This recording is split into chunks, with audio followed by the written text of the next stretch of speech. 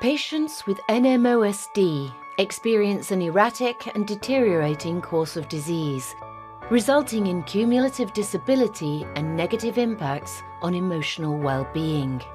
Prompt and accurate diagnosis is critical for early treatment initiation and improved patient outcomes. MRI and testing for aquaporin 4 IgG are essential for early diagnosis and to differentiate Nmosd from multiple sclerosis and myelin oligodendrocyte glycoprotein antibody-associated disease, ensuring appropriate treatment selection. Traditional treatment practices for patients with Nmosd are focused on relapse prevention with immunosuppressive therapy. However, 25 to 60% of patients continue to have recurrent attacks and require escalation to biologic therapy. Recent advances have led to the development of new evidence-based biologic treatment options, which have been shown to reduce the risk of relapse and disability progression in Nmosd. The differences in disease course and presentation of Nmosd require treatment to be tailored to each patient. A multidisciplinary approach to managing patients with Nmosd and wider clinical presentations is essential to ensure improved outcomes and quality of life.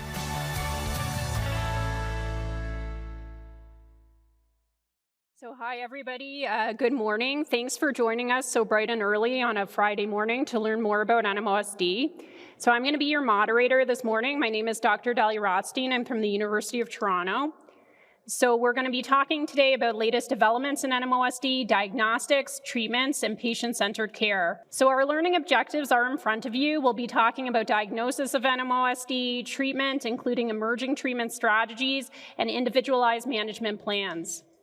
So we'll start off with a talk on identifying Nmosd early, current and emerging approaches. We'll then turn to implementing the latest data into clinical decision-making for Nmosd.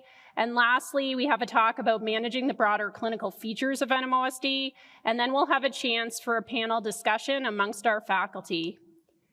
It's my great privilege to introduce the other members of this panel. So we have Dr. Eoin Flanagan from the Mayo Clinic and Dr. Jeff Bennett from the University of Colorado, so close to home, and both internationally recognized experts in Nmosd.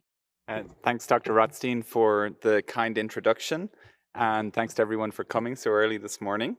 It's my pleasure to talk on identifying Nmosd early, current and emerging approaches. So when we think about neuromyelitis optica spectrum disorder, it's a difficult disease sometimes to predict when relapses will occur. These attacks that occur can be quite devastating. So if a patient has a single attack with myelitis, they may drag one leg. If they have 2 attacks, they may require a cane. If they have 3 attacks, they may require a walker. And if they have 4 attacks, they may require a wheelchair. So disability can occur pretty rapidly, and thus it's important to get the diagnosis right away. As you can see here, up to 90% will have an aquaporin 4 antibody positivity, so it's really important that people are aware to order the aquaporin 4 antibody, which can be ordered in blood and is diagnostic. Even still, with the availability of this assay, some people don't think of this disorder because multiple sclerosis is the most common disease associated with demyelination, and many times these patients are initially diagnosed as multiple sclerosis, and subsequently it's only later that they get the diagnosis of Nmosd. And indeed, when these patients are given a diagnosis of MS, if you place them on many of the medications that are used to treat MS can make Nmosd worse. So it's really important to get the diagnosis right early on and discriminate it from MS. There are some diagnostic challenges, and this was highlighted in the question earlier. So there are other autoimmune conditions that can mimic Nmosd. MOG antibody disease is one in particular that's quite similar to Nmosd, also multiple sclerosis. Other immune diseases, sarcoidosis can look like Nmosd, and then spinal cord infarcts can sometimes mimic a myelitis of Nmosd, or sometimes the lesions in the spinal cord or in the optic nerve can be large and swollen and mimic a tumor. So, and early on, when patients have just had one episode, for example, they may have myelitis or optic neuritis, it can be more difficult to discriminate than later in the course when they've had multiple episodes of myelitis or optic neuritis. The aquaporin 4 antibody test is really good, but there are important things to remember about the test. For example, in spinal fluid, it's not as good as it is in blood. So it's easier to obviously get a blood test than a spinal fluid analysis, but it's important to remember because if you order just the spinal fluid, you may miss up to 20% of cases of neuromyelitis optica spectrum disorder. Also, you want to send the antibody test before a patient has started treatment. So if a patient receives plasma exchange, which washes out all their antibodies, if you test them after that, it's going to be negative. But even if you do test at the right time, there are some patients who are negative for the antibody but still fulfill the syndrome of Nmosd, and I think that's a heterogeneous group of disorders that you need to really expand your diagnostic workup at that point to look for a variety of different conditions, because seronegative Nmosd is likely many different diseases combined, and it really should be a diagnosis of exclusion. Another thing to note is that the aquaporin 4 antibody test can take a week or two to come back sometimes. So sometimes you need to initiate your acute treatment on the suspicion that it might be Nmosd, because Nmosd responds, we usually treat attacks with steroids, and oftentimes plasma exchange is very useful. So sometimes we have to initiate the treatment before the antibody test is back. So what about the diagnostic criteria for Nmosd? These were published in 2015, and they require, you can see some core clinical characteristics here, and there's three main ones to think about. Firstly, optic neuritis. Second, acute myelitis or transverse myelitis. And third is an area postrema syndrome, the area postrema being the vomiting center in the brain. So these patients present with intractable nausea, vomiting, and hiccups, and sometimes first go to a gastroenterologist before coming to a neurologist. There are some other syndromes here, brainstem, diencephalic syndromes, and cerebral syndromes. And then you need to match that clinical syndrome with an aquaporin 4 antibody positivity. And then always you want to make sure there's no alternative diagnoses. But with our latest assays, the diagnostic test is very good. So if you have a cell-based assay positive, it's extremely likely you are dealing with Nmosd. The same is not true of MOG. The MOG antibody is a little bit more problematic. If your antibody is negative or you don't have the ability to test for the antibody, then there are some additional features that you need. In addition to this optic neuritis, myelitis, and area postrema syndrome, you need some MRI supporting features to go with those, and there are some supporting features also for some of the other syndromes here. So again, for seronegative Nmosd, one of the main messages is that should be an extensive workup looking for all kinds of different disorders.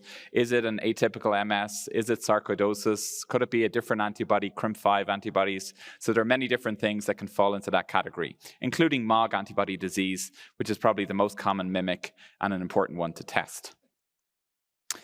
This just goes over a little bit of the cell-based assays here, and I'll use my mouse here just to show you that we started off, this was discovered actually at the Mayo Clinic by Dr. Van de Lennen on tissue-based immunofluorescence. We look down the brain on mouse tissue, and we run blood and spinal fluid on mouse tissue, and we saw a certain pattern of staining in these patients, but it only picked up about 70% or so of patients, or just over 70% of patients. Similarly, we later moved to an ELISA antibody technique, which also was useful and easier for high throughput. But the ELISA assay has problems in that there are a risk of low positive, false positives at low titer, and then also it's not quite as sensitive. But what you'll see over here is that the cell-based assays are really where what is recommended. And indeed, in the diagnostic criteria, they recommend cell-based assays. And that might be a fixed or a live cell-based assay. The live may have slight advantages, but really any cell-based assay is a really good test for Nmosd. So you want to be really looking for a cell-based assay when you're trying to make this diagnosis. In terms of the differential diagnosis, if we think about Nmosd in the first row here, what we'll note is that the lesion length of the lesions within the spinal cord are often 3 or more vertebral segments, what we call longitudinally extensive transverse myelitis. And these are often central on the axial images, and sometimes they have bright spotty lesions that look almost like a syrinx within them. And then later on, these lesions kind of tend to reduce in size over time, and there may be associated spinal cord atrophy, because the NMOSD is a pretty destructive process, and that's why we need to get in with treatments early. With multiple sclerosis, the lesions are usually shorter and more peripheral in the cord, and they tend to persist over time. The lesions will persist, but they don't tend to get as much spinal cord atrophy as the NMOSD. With MOG antibodies, about 70% will be longitudinally extensive and 30% will be short lesions, and it may involve the conus, and usually it involves the central region, sometimes just in the gray matter, forming a H sign. And the lesions over time, it's interesting, it's different to MS, multiple sclerosis, meaning multiple scars. The lesions with MOG antibody disease often resolve completely and don't leave a scar. There have been studies, more sophisticated studies, using functional MRI and resting state MRI that have shown alterations within the brain, particularly within the visual pathways. We're starting to learn that when patients do get optic neuritis, that there can be some downstream effects within the occipital lobes and visual cortices.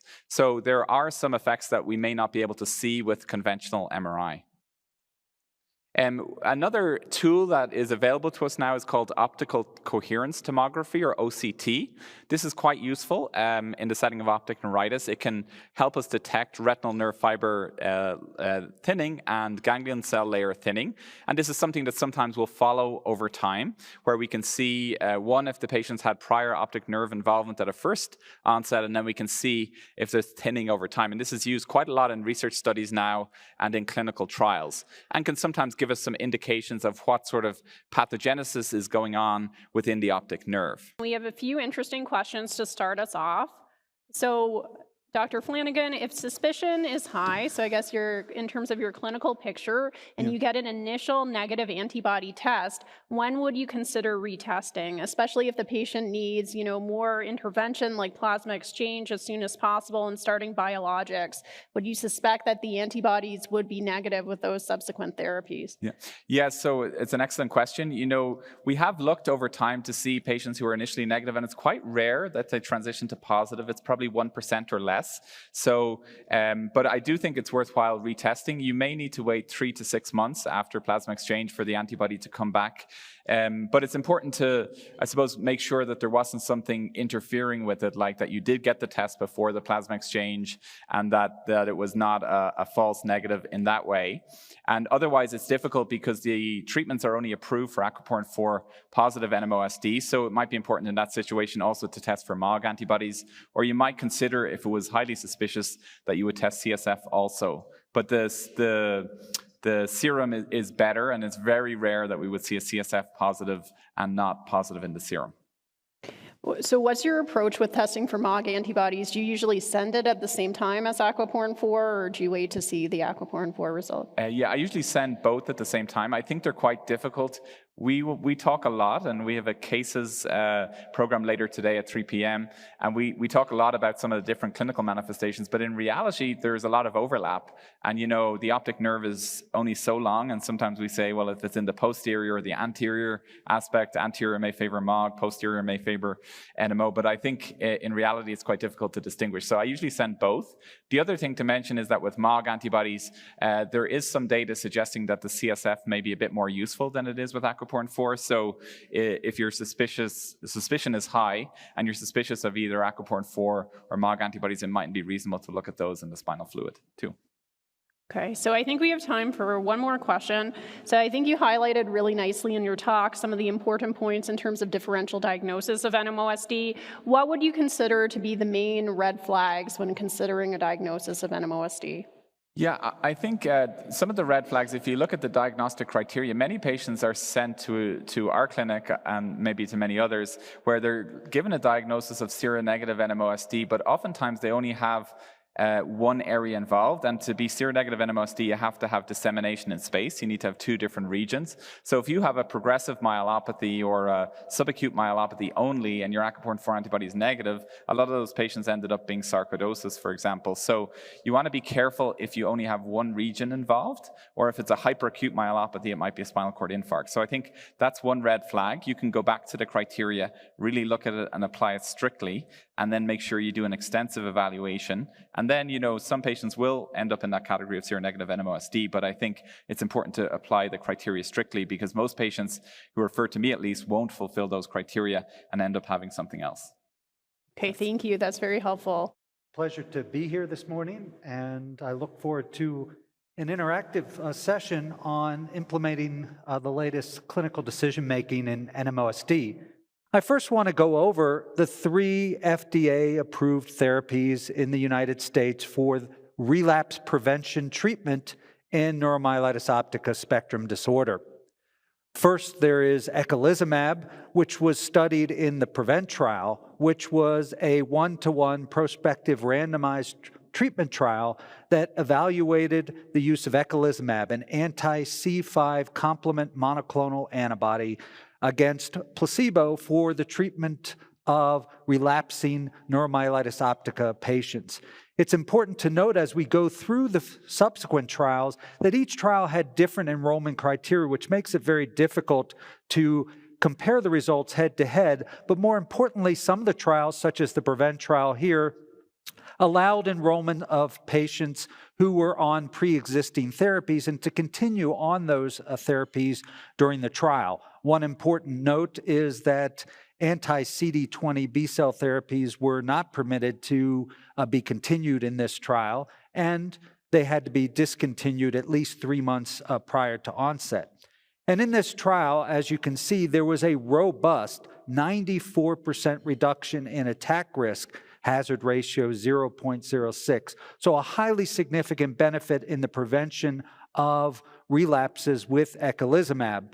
The percentage of patients relapsing can be seen on the left, and a subgroup of patients who were either on no other background immunosuppressive therapy or were on steroids alone were also enrolled in the trial, and that comprised about 33 patients of the 150 some odd patients in the trial, and the proportion of those patients that had excellent relapse prevention control was similar to the overall population at 96%. Through the long-term projection of this trial, outwards on a median duration of monotherapy for those patients of 2.8 years, there was excellent continued control with no further relapses. The proportion of patients who were relapse-free overall in the trial was very high. The second treatment that is currently approved is inebilizumab. This is an anti-CD19 monoclonal antibody that promotes targeted antibody-dependent cell-mediated cytotoxicity of B lymphocytes. CD19, similar to CD20, present on the surface of B cells, but on a broader spectrum of B cells, beginning through the pre-B cell lineage and extending through to the early plasmablast and plasma cell lineage. So about 50% of the plasma cells, basically short-lived plasma cells, are still positive for CD19. The strategy with inebilizumab was obviously to deplete B cells, having an effect presumably on early antibody-secreting populations that might be producing the aquaporin-4 IgG that you've heard about that drives NMO pathophysiology, but also depleting B cells that may be involved in antigen presentation as well as pro-inflammatory cytokine production. In the Momentum trial, which was the largest of the phase 3 trials establishing therapy, there was no background therapy allowed in the trial. And this had a very interesting design in that the patients were randomized 3-to-1 to receive drug or placebo, and the patients were evaluated for 6 months only. And during that 6-month period, if there were no relapses, you graduated on to therapy. If you had a relapse, then you switched on to treatment with inebilizumab. And as you can see from the left-hand side of the diagram, as I'm showing with my pointer, there was a 77% reduction in risk in the aquaporin-4 positive patients enrolled in this trial. In the PREVENT trial, it was solely aquaporin-4 seropositive patients. In the inebilizumab, a small fraction of patients because of enrollment criteria, that is the 2006 Wingerchuk criteria, were allowed to be enrolled as seronegative subjects. So in this study, the open label extension over a proportion of roughly about 4 years showed continued efficacy, with those receiving inebilizumab from the start of the trial being roughly almost 90% attack-free at 4 years, and those who originally received placebo modestly less at about 84%. Satralizumab is an interleukin-6 receptor binding monoclonal antibody that interferes with IL-6 signaling, both in trans signaling as well as in direct signaling through the IL-6 receptor. Satralizumab was studied in 2 analyses for Nmosd. Both involved the enrollment of both aquaporin 4 seropositive and seronegative patients, but one, the Secure Sky trial, allowed background immunosuppressive therapy, and the other, Secure Star trial, shown in the middle, was only limited to those receiving a monotherapy. In these 2 trials, both the aquaporin 4 seropositive only showed robust reduction in attack risk at 79% in the Secure Sky trial receiving background immunosuppressive therapy, and 74% in the Secure Star trial. In the open label extensions running now 3.7 years, again, a large proportion of patients remained attack-free, 71% in Secure Sky, 73% in Secure Star. What's important to note is that the reduction in severe attack rates and those attacks resulting in significant disability were also markedly reduced in these trials. And in these 2 trials, it is important to note that while these patients had both aquaporin 4 seropositive and seronegative trials, these trials were also impressively able to reduce significantly the attack risk across the broad spectrum, but not independently due to treatment numbers in the seronegative subjects. So what about the adverse event profiles for these immunotherapies? You can see on the left a summary looking at the treatment-related adverse events across all of these primary phase 3 clinical trials. And you can see that broadly, there were similar amounts of treatment-related adverse events, obviously related quite differently based on the mode of administration. For the interleukin-6 receptor therapy, satralizumab, the only therapy that can be self-administered, which is a subcutaneous injection. Injection site reactions were the most frequently reported adverse event, and momentum infusion-related reactions were very minimal and slightly less than placebo. However, urinary tract infections and arthralgias, which were slightly more than 10% of the treated population, were the most frequently reported adverse event. And for the PREVENT trial, the upper respiratory infections, nasopharyngitis, back pain, and dizziness were a larger proportion of the treatment-related adverse events that were reported. What is important to note is overall the rates of adverse events were not significantly higher than placebo, and more importantly for eculizumab, where there is a black box warning for the risk of meningitis, and all patients had to be previously vaccinated with both tetravalent vaccine as well as serotype B vaccine. There were no reported cases in the PREVENT trial of meningitis reported. There was one case in an earlier phase 2 trial.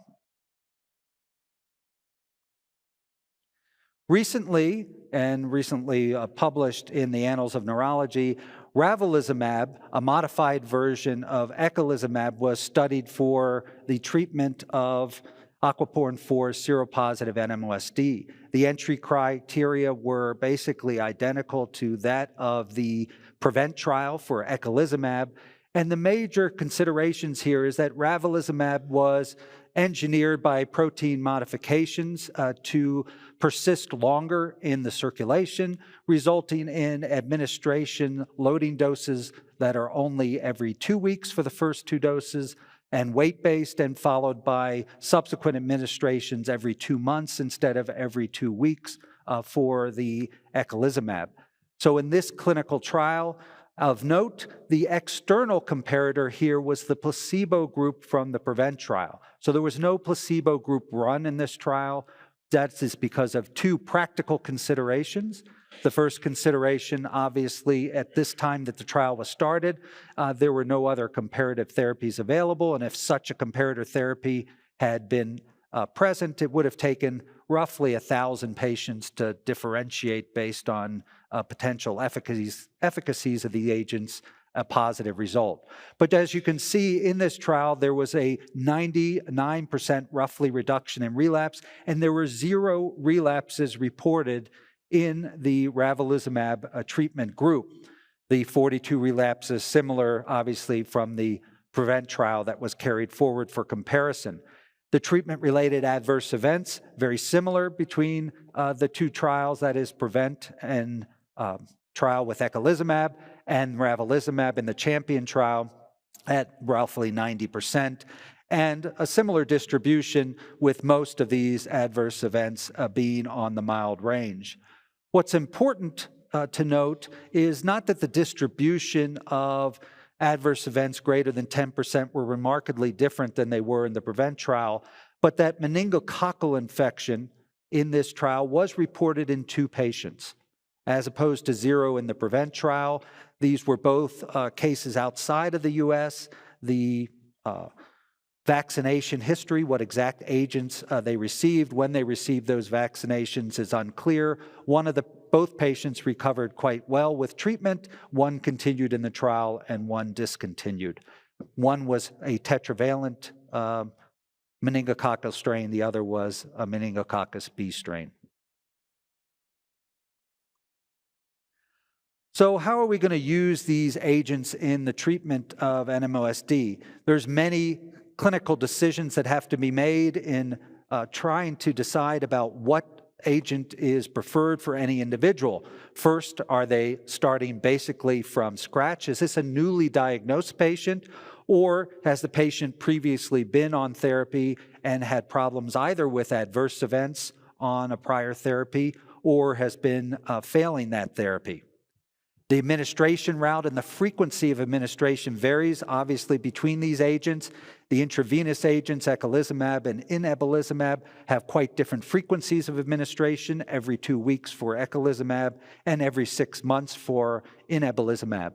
Satralizumab, self-administered, allows some variability with home-directed therapy, but could be cumbersome for some patients with disabilities, and that's delivered on a monthly basis subcutaneously.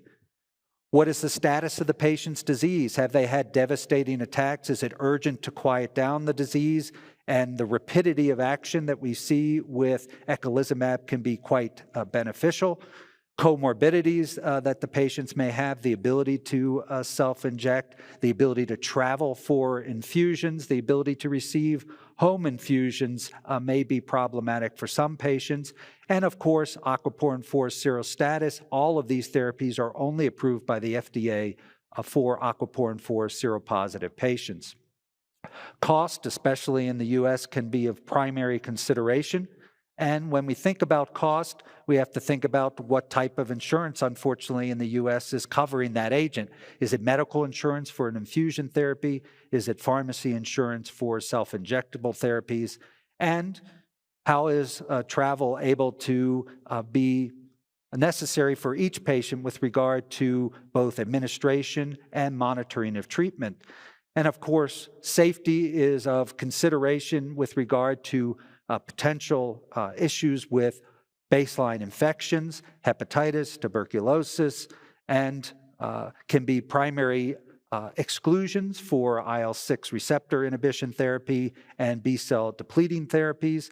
Considerations in the future for pregnancy can also be of primary importance with agents that are known to have at least no reported effects that are significant during pregnancy, such as in eculizumab, or can be timed around pregnancy administration with inebilizumab. So all of these considerations I'm happy to discuss further in detail, and also we can discuss what we haven't, which is the immediate and acute treatment of NMOSD relapses. But I'll stop there. Thank you. So our first question here is from Judy Dieppe. She asks, what do you do for patients on satralizumab who develop neutropenia? I'm interested as well because I have a few patients who are modestly neutropenic on satralizumab. And what do you give GCSF? Yeah. For my personal experience, I haven't had yet any satralizumab patients with neutropenia, but I have had, prior to the approval of satralizumab, tocilizumab patients with some neutropenia. I, at that point, stop any further infusions of the therapy, and based on the level of depletion, if there's no or exceedingly low neutrophil count, I have given GM-CSF without any difficulties. Okay, thank you for that.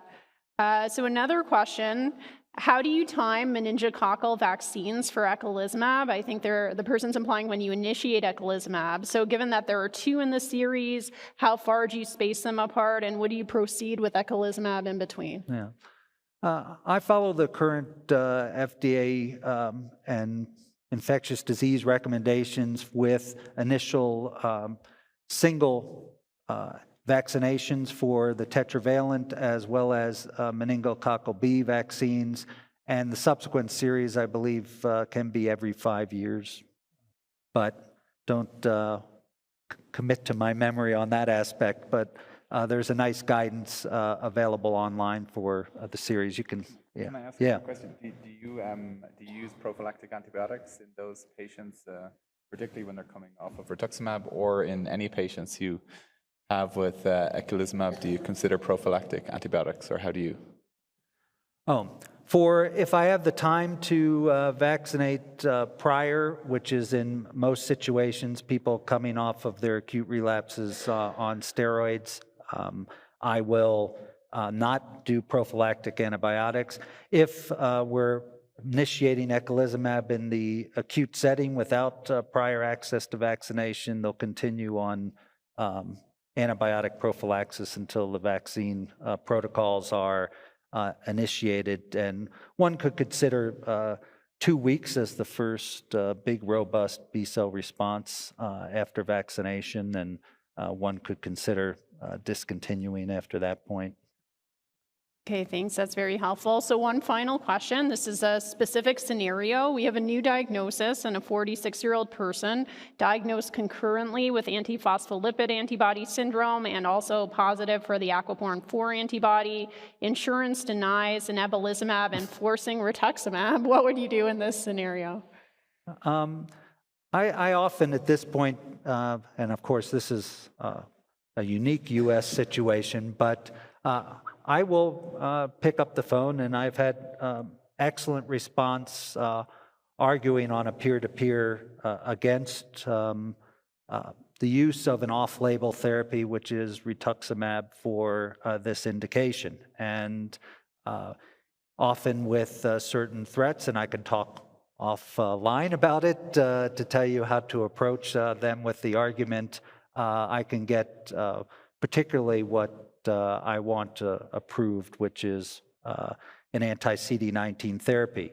I think it's important to note that there's quite a potential difference, and I've had, surprisingly, thinking methodologically about how these treatments work, a differential response anecdotally between anti-CD19 and anti-CD20 in a number of individuals.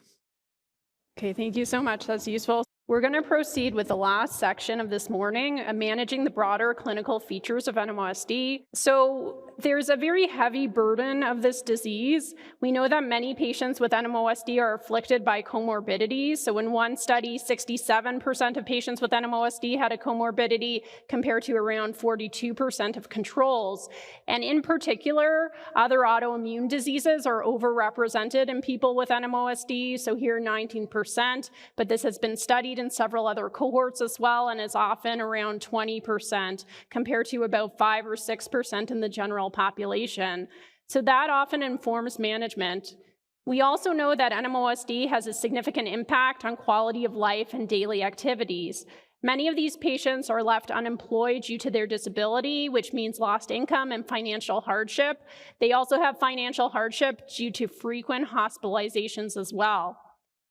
So this slide depicts some of the wide spectrum of clinical symptoms associated with NMOSD.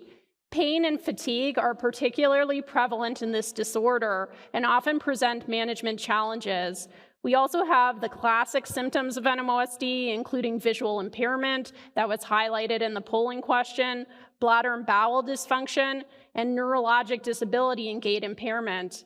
And cognitive and mood disorders also occur in NMOSD, although perhaps not as frequently as in multiple sclerosis.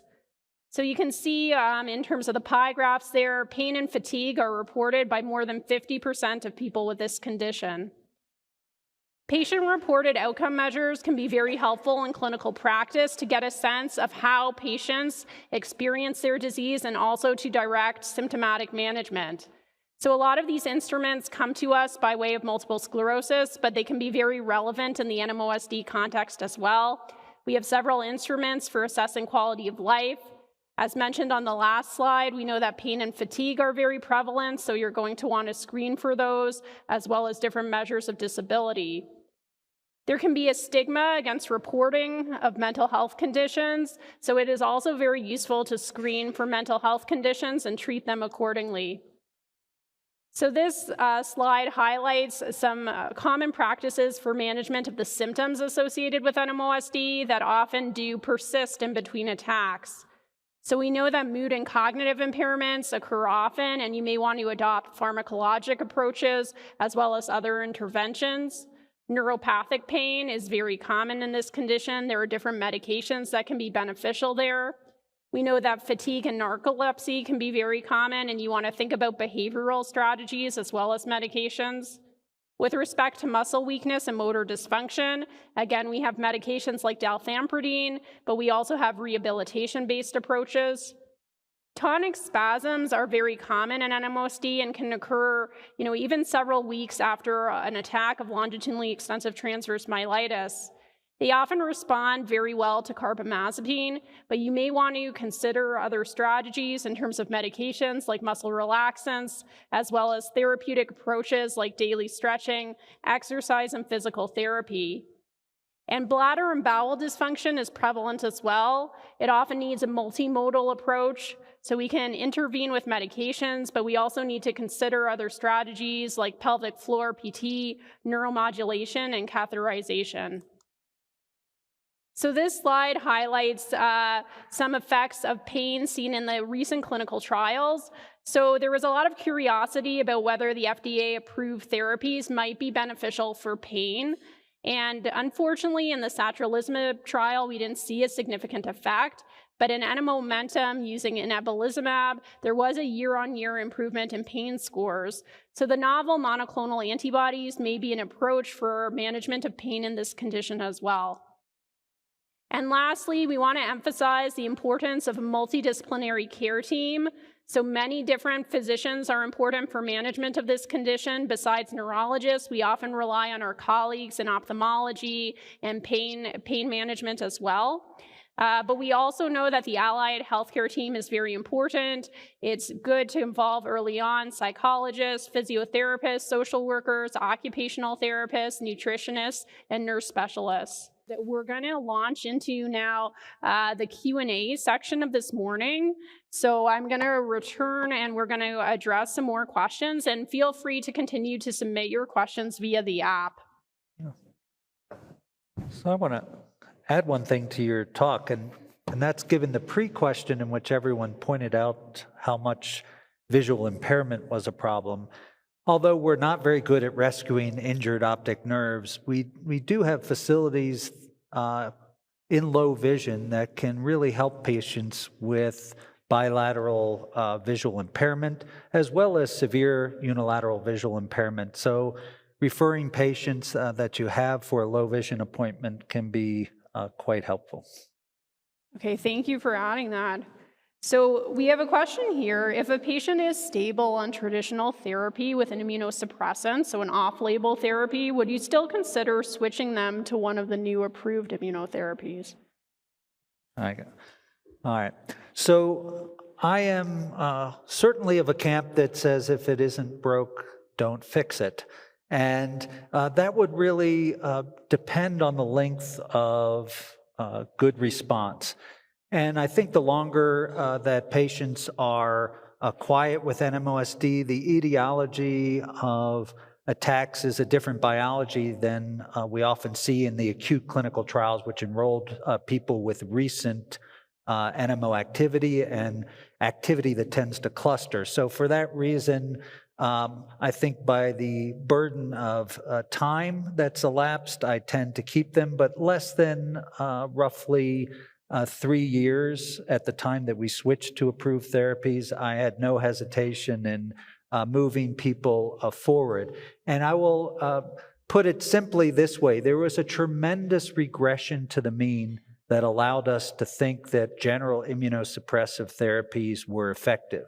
If you look at the reduction of pre-treatment in these retrospective studies, relapse rates moving forward to what relapse rates were on therapy, in general, these trials reported about 1.5 to 1.0 ARRs, reducing down to annualized relapse rates, those ARRs of about 0.5, which was highly remarkable. Unfortunately, if you look at the placebo groups from our clinical trial, they ran about 0.5. So be careful about thinking that you have a robust clinical effect automatically with these, and I tend to switch very quickly unless someone, let's say, had been 7 years, 8, 10 years of which I had had patients on therapy. Maybe I can make just another point. Another thing to consider is some of the older generation oral medications like azathioprine and mycophenolate do have some long-term risk of lymphoproliferative disorders. So that's another reason to potentially switch them off and switch them to the more proven medications. Yeah, just to add to that, I mean, I agree. I have a few patients on azathioprine who've required long-term prednisone as well to keep them under control and develop a lot of secondary side effects like diabetes. So I think when there's a high burden of side effects due to the current medications, it can also be a reason to switch. But yes, as with Dr. Bennett, people who have been stable for many years, I'm hesitant to mess with that. Okay, so we have another question from Andrew Tarr. How do you approach seronegative disease? I'll let you take that. So I presume that might be a question on how do we approach treatment of seronegative NMOSD. We talked a lot about making sure that you have the right diagnosis. So your first step is going to be ensuring that is this an atypical MS, is this sarcoidosis, and finding out the exact disease it is. If it turns out that it is seronegative NMOSD, you know, the medications that were mentioned today are not approved for that condition, so it's very hard to get those approved. Sometimes we would use B-cell depleting medications because, like rituximab, because that tends to work broadly across many different categories, so that would be a potential treatment that covers well MS. It works a little bit in MOG antibody disease. It works in aquaporin 4 antibody positive NMOSD. So I think that could be a broad treatment that we would consider as a first line. But the main thing is to make sure that it's not a different disease, because if it's sarcoidosis, it might need TNF-alpha blockers or other treatments, or if it's something else, it will need a different treatment. And then reassess the diagnosis going forward, because unlike with aquaporin 4 antibody positive NMOSD, you don't have a really super secure diagnosis when you diagnose seronegative NMOSD, so always be open. If things change and something looks different, you may need to do a biopsy or do additional investigations. Great. Did you want to weigh in, Dr. No, I think Eoin covered it quite well. So we have a question here from Karen Freshwater. So she's asking, if you inherit a patient that's on disease-modifying therapy for MS, but you suspect that the real diagnosis is NMOSD or MOG antibody disease, would you expect your testing to still be sensitive for these antibodies, and how would you approach that situation? Yeah, I can take this. Yeah, most of the time the antibodies are still going to be positive. So we've looked at this a little bit in aquaporin 4, and we don't see that the immunosuppressants have a major effect. There is a certain percent that may turn negative on B-cell depleting therapy, but it's a low percentage, so the vast majority will still be positive. So I think it's still worthwhile doing the test, and then if the patient is positive, then they may need to switch to a treatment more aimed at those diseases. Unfortunately, for MOG antibody disease, we don't yet have a proven treatment, so everything we're using there is empiric and based on retrospective case series. So we're hoping we'll get treatments for MOG antibody disease in the future. But I think the traditional MS disease-modifying medications don't work very well for NMOSD and for MOGAD. The exception probably being B-cell depleting treatments, which tend to work at least somewhat across all categories. Yeah, I mean, that's been my experience as well. And I would always retest too at the time of an attack, because that tends to be a time of greater sensitivity. So if you think MS is the wrong diagnosis, the patient has a new relapse, send the antibodies off again. Okay, so another question we have from Judy Dieppe. In practice, are you able to keep patients on eculizumab due to the frequency of infusions? I've had a good adherence amongst patients with eculizumab. I've had a couple of patients that elected to go off due to the frequency. Some now, with the early results, having heard about ravulizumab, are now interested once again with the longer treatment interval between infusions at every 2 months. But of course, we have to wait for approval for that. I've also had one patient with an interval bacterial infection who, despite having to discontinue briefly while we treated that condition with antibiotics because of some frustrating treatment with the drug still on board, we were able to get that under control, and she still wanted to remain on the drug. So I think it really is going to be obviously dependent on the individual and their lifestyle, but it is such a potent therapy, and there is a significant amount of patient anxiety about attacks that I haven't had a lot of clamor for patients once started to come off. Okay, thanks for sharing that. So just to close out this session, one final question. As we look towards the future, what would you like to see emphasized in research and also clinical development with respect to care and new therapies for NMOSD? Or MOGAD? I'll let you go I can first. take I think with MS, we have many different very effective treatments nowadays, and with aquaporin 4 antibody positive NMOSD, we have very effective treatments. So I would like to see treatments in MOG antibody disease because we don't have any proven treatments. So I'd encourage people to try and enroll patients into clinical trials so that we can figure out a treatment that works in that condition. And then for seronegative NMOSD, I think we need to continue to research, see is there new antibodies that account for some of those patients, and try and focus on that area of research too. Yeah. I think as you've seen throughout the talk today, we have 3 highly effective therapies in NMOSD for preventing future relapses, which means that in a disease which doesn't have a progressive phase and disability is linked to severity of attack, we are good at reducing the risk of future attacks, and those attacks that happen are less severe, which means a lot of disability is going to be related to that first attack. So where we need to focus, and I'm looking forward to, is the aggressive treatment with new strategies on the acute attack in NMOSD so that we can limit the disability that happens for each attack and really finish up the circle in what it is in terms of caring for patients with this disorder. Okay, thanks very much, and I think that's an important note to close on. So thank you all for your attention this morning. I think as you saw, it's a very exciting time for NMOSD. We've seen tremendous advances in diagnosis and management of this disorder over the last few years, especially with respect to treatment, and with more to come in the future as well. And I want to thank my colleagues as well, Dr. Bennett and Dr. Flanagan, for their excellent talks.